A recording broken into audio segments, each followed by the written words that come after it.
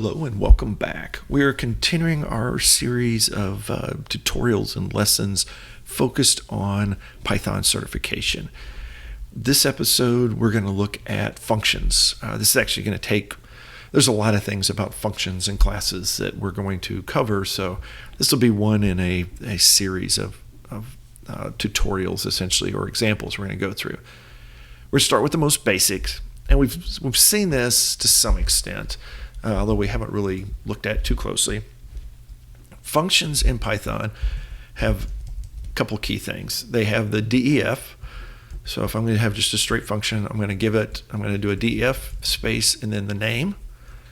And then I'm going to have open and close parens, and then a colon, and then whatever it is for that function. And to call it, let's just do it like this, call the function.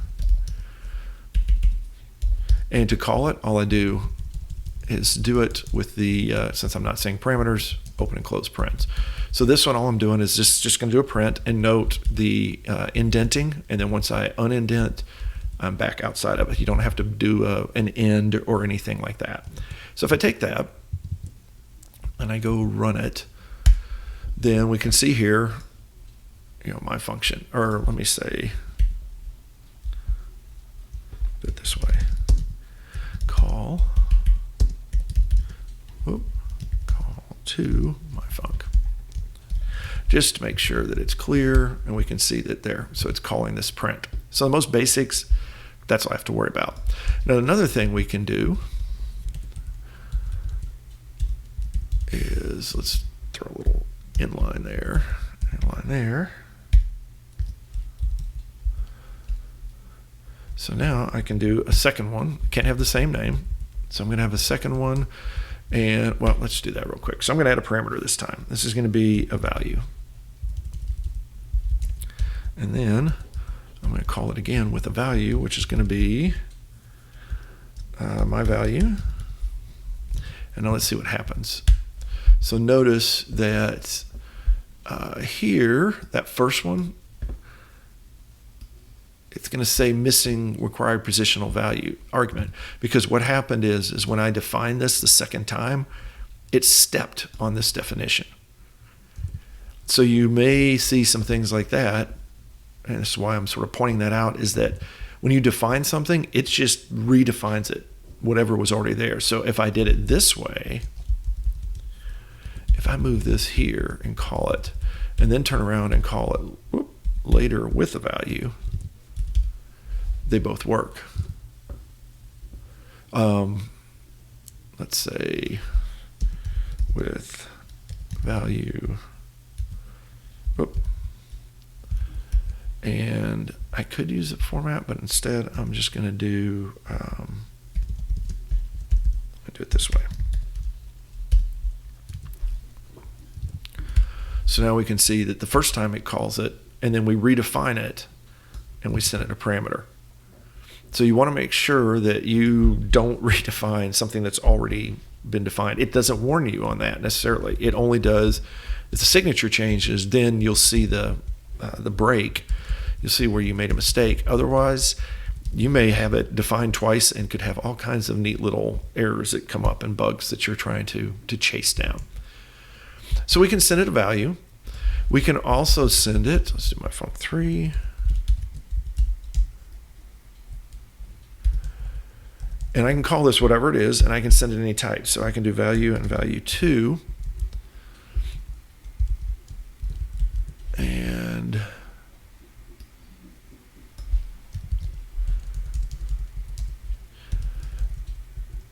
this time I'm going to do value2.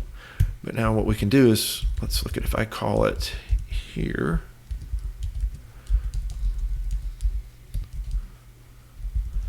This will be my other value. And then I'm going to give it a 2.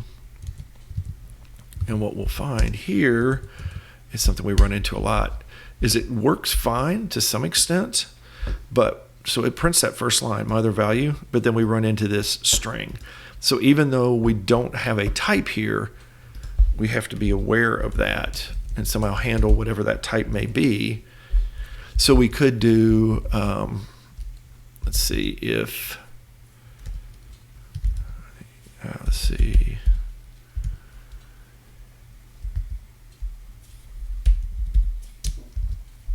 Let's do if int. Well, so now we can set a couple of values. We can also do various types, although we have to know what they are. So we could do, let's see, value 1 and value 2. Let's do for x in value 2. Let's just do print x. So we can also send it here. So let's do A, B, C.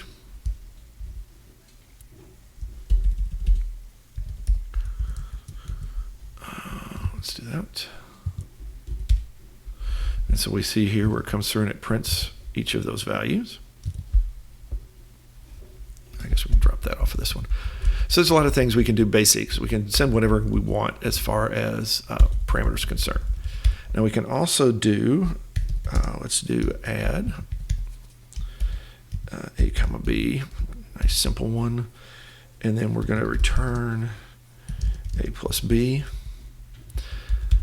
We've seen this one before, so we can call add 1 comma 2, and we're going to print.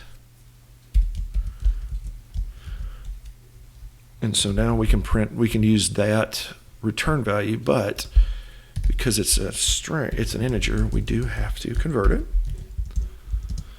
So we'll do that.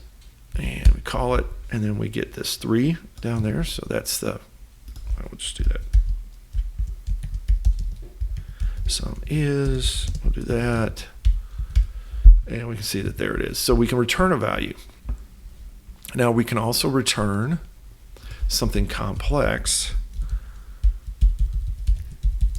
So let's return, let's return, well, we'll just do something like this. We'll just return, we'll just call it address. So this will be something complex. And we're going to send it, well, we're not even going to do that. So let's do address equals, let's do, we're going to call return value, just because. And we can do more complicated stuff, but let's just do this.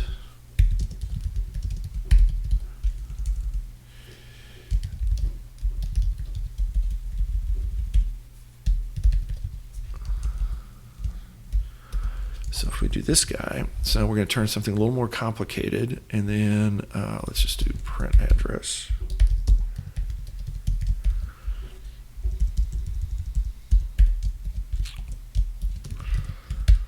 And we'll see down here that it returns a list. We can also return classes and other things, which we are going to look at. Another value that another thing we do is yield. And what yield does is it actually builds. So let's, I didn't want to do that. I want to do this. Okay, and actually let me close a couple of these while I'm cleaning my workspace up a little bit.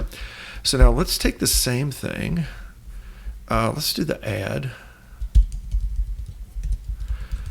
And we're going to do add 2. And instead of return, we're going to yield. And let's look at the difference between these two. So if we look at where we put, so add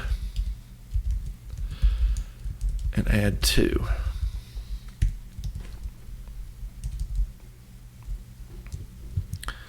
Let's see how this one looks. And so you see here, it's a generator. So there's a generator object. So when we do a yield, it's not actually, it's not the same. It's actually sending a generator back. And the idea here is that you can then go, let's see, for item in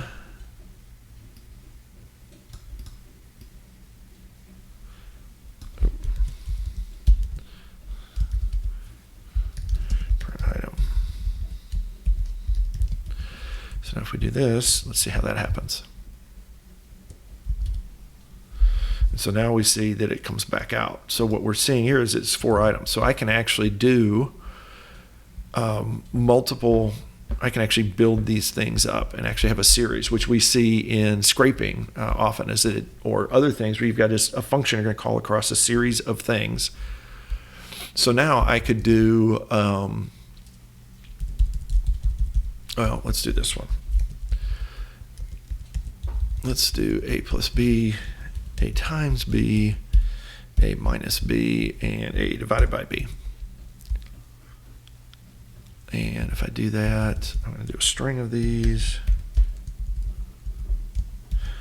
Although notice that when I did the add to, it didn't complain. It actually stringified it because it was an object. It's not an int anymore. So actually, I think if I do that here, and so now I'm going to see where I've got multiple yields. There you go. As you can see that I've got each of those values kick out, and they're strings.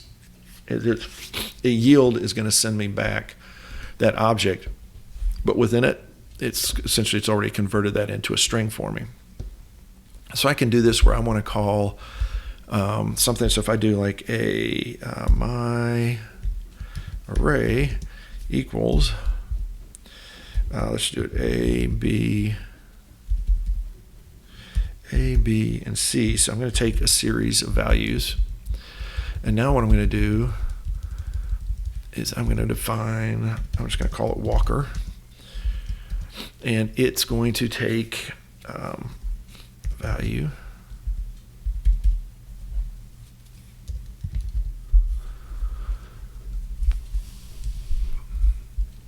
And it just does print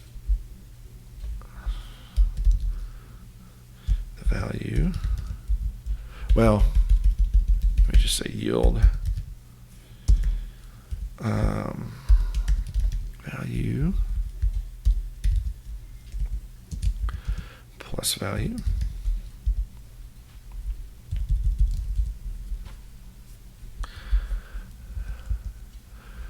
And then I'm going to call, so I can do this. So, oh, actually, let me do, let's do print first. And then I'm going to do Walker.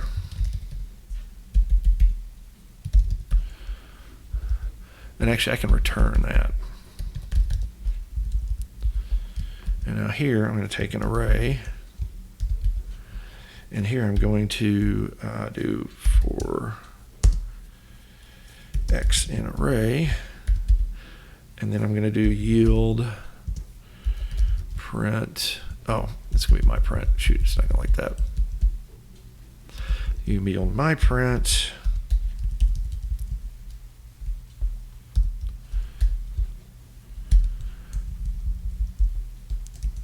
And this is a contrived example, but moderately useful. So now I'm going to do my print x.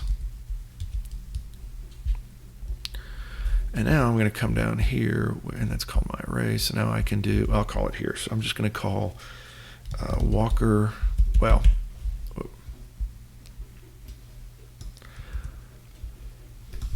so here, for item in Walker, and I'm going to send it the array print item. Okay, let's just do it that way. Let's see how this works. And here we go. So here we go, all the way up at the top. I'm sorry. And so here's our Walker. Let me do this just to clean this up a little bit. Walker example.